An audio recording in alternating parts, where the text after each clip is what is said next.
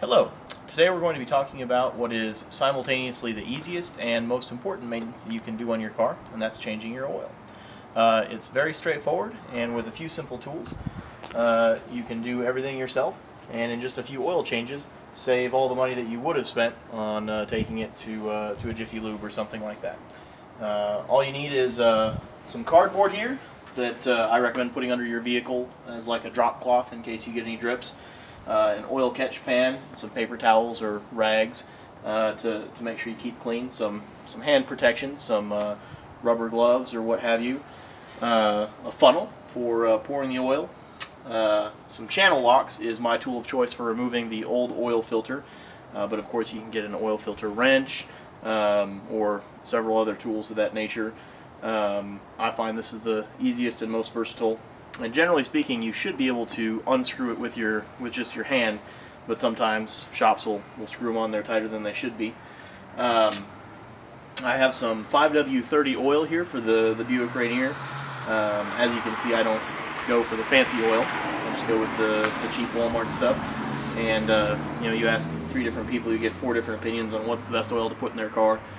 I just go with whatever works. I figure it's better to change it cheaper and often than let it go longer with the fancy oil. And then the oil filter. If you just check the book at an automotive parts store, Walmart, whatever, they'll give you the amount of oil you need, the type of oil you need, the type of oil filter that you'll need. This particular engine calls for 6 quarts of 5W30 with an oil filter change.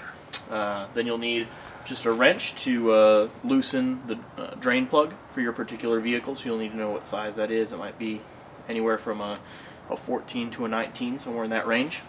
And then the usual set of equipment to jack up your vehicle. So here I have a couple wheel chocks, some jack stands, and a jack. Always make sure to use wheel chocks and a set of jack stands. You never want to be working under that car with just a jack under it. So I've already warmed up the car, and that's a step that people often miss because it is a little unpleasant to work on a hot car. But you want to make sure that you warm it up, let it get up to normal operating temperature, and then turn it off and let it cool down just a little bit. And the point of warming it up is to thin out that oil. Otherwise that sludgy buildup at the bottom of the oil pan won't flow out of the drain plug. And then you want to let it settle at least for a few minutes after you turn it off, so that all the oil in the top of the engine can settle down into the drain pan. So once you've warmed up your car, you're ready to jack it up. So let's get started. And here we are working on jacking up the vehicle. We have our chocks placed behind the 2 rear wheels. You want chocks back there regardless of whether your vehicle is front wheel drive, rear wheel drive, standard, manual, whatever. We have the vehicle in park, and we have the e-brake pole. We have some jack stands here under the frame of the vehicle, and if you have a vehicle with a subframe, not a full frame, you'll want to put those jack stands under the jack point. Usually there's a little arrow on the side of your car. And then I've lifted the front of the vehicle on just the engine cross member. And each vehicle is a little different about the ideal approach to jack it up, but this is a pretty good generic approach. So we've got those jack stands under there. We've got the jack under there. We're ready to just carefully set this down on the jack stands.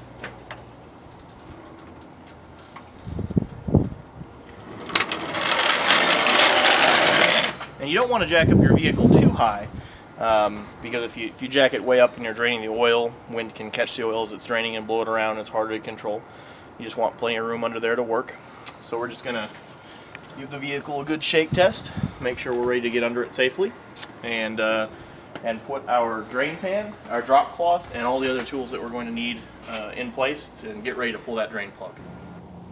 And here we have the drain plug and the oil filter, and those are the 2 things that are going to need our attention during this procedure. And this is pretty straightforward. We have our cardboard in place under the car, and then our drain pan, and as you can see from the angle of the drain plug, it's going to come shooting out this way, and it may come out faster than you might expect, so make sure the lip on your drain pan is set up opposed to the trajectory of that stream.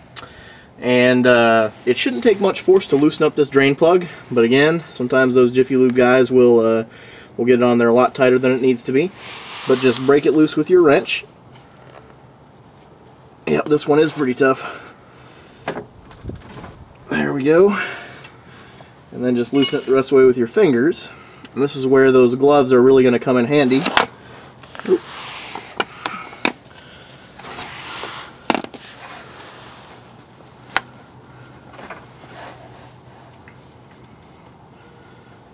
And we're just going to let that pop off. Just like that. And we'll let that drain out. And this is what you might expect your oil to look like. Very polluted, ready to be changed. And it can take quite a while to drain. You're going to want to make sure that you pull the oil filler cap on the top of your motor to help it drain a little bit more quickly. But you may need to let this sit for just 5 or 10 minutes and let it completely drain. Then we're going to replace the drain plug and remove the oil filter. And we have finished draining our oil. Now we're just tightening that drain plug back up. Just start that with your fingers, get it nice and snug. Come back with our wrench, snug it up a little bit more. And we don't want to over tighten it. It's very easy to over tighten, so we'll just give another little bit there, and that's all we need. That won't leak at all. And next we're ready to go after our oil filter. And again, this is another component that Jiffy Lube likes to over tighten. But it's not necessary to tighten it any more than finger tight. But you may need some tools to loosen it if it has been over tightened. My tool of choice is just some channel locks. It's a very versatile tool that I recommend purchasing if you do not have. You can also get an oil filter wrench. Sometimes just a washcloth will help you get a little better grip on there, or what have you. And the principle is the same. You just any device that's going to give you a little more leverage to break that loose just like that. And you can loosen it the rest of the way with your fingers. Make sure your drain pan is in position to catch all the oil that's going to come out when we loosen that filter. Just going to loosen that up a bunch here. And there we go. As you can see, there's a bunch of oil trapped in there. We need to let that drain out. Then we're going to remove our filter and replace it with our new filter. And a very critical step is to make sure that you lubricate the gasket on that oil filter with some fresh oil to make sure it doesn't bind up on the engine when you're tightening it.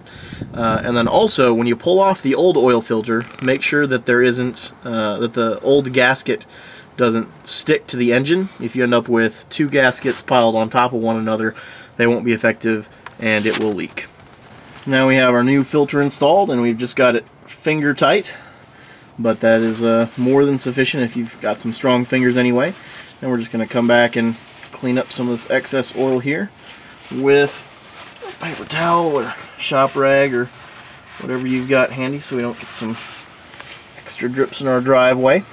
And once we're done with that, we're going to lower the vehicle and we're going to be ready to start filling up the oil. And we've brought the vehicle back down to ground level. We've got our handy dandy jug of oil and this funnel in the oil filler. And the location of your filler may vary. It may be it may be just a top that plugs directly into your valve cover. But this motor, with the intake being what it is, has this little snorkel here. Put the funnel in there and fill her on up. And you're going to want to put in just about up to the recommended amount of oil for your vehicle, and then measure the oil on your dipstick after it has a minute or two to settle down, and make sure that you have the proper amount of oil in your engine.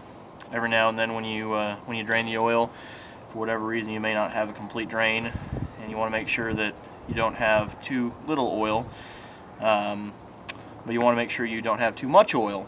If you have too much oil, sometimes that can allow the crank to churn up the oil and get air bubbles in there, and that can be just as destructive as having too little oil. So we just need one more quart out of our other jug, and then we're going to check the dipstick and make sure we have the proper oil level. We've put our 6 quart in, and now we're ready to check our oil level, make sure we've got the proper amount of oil in there. And the dipstick on this particular vehicle is right next to the filler, but the location on your vehicle may vary. It's always a yellow handle And you know, sometimes it's a little tiny guy, and sometimes it's a big long guy, but it's always checked in exactly the same way. Just pull it out, wipe it off, make sure we've got all the excess off there.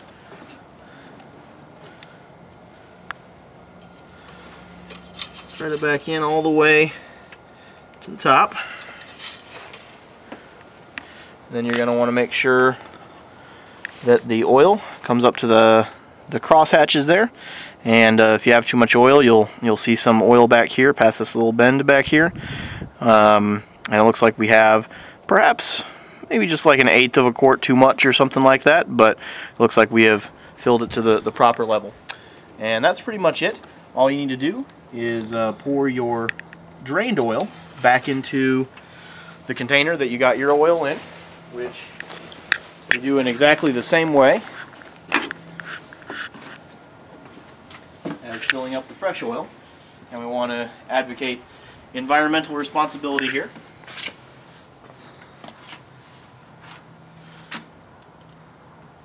And then once you've filled up your original container, you can take that old oil back to an auto parts store or wherever you got your oil and recycle it, and make sure you don't just dump it down a storm drain. And that's it for today. If you have any questions, feel free to post them on the video, and I'll do my best to try to answer. Thanks.